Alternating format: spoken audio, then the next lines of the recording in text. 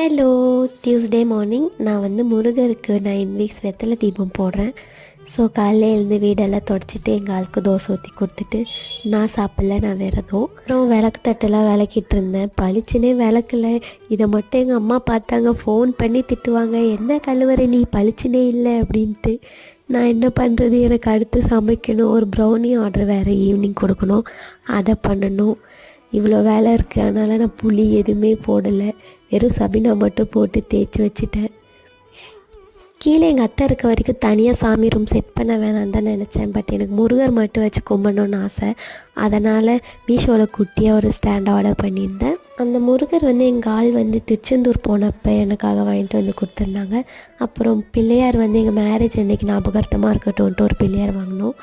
எல்லாத்தையும் செட் பண்ணிவிட்டு நானும் ப்ரௌனி செய்ய கிளம்பிட்டேன். எனக்கு 1 வீக்காக கோல்டு, அதான் வாய்ஸ் ரொம்ப கொடூரமாக இருக்குது. நெக்ஸ்ட் வீடியோவில்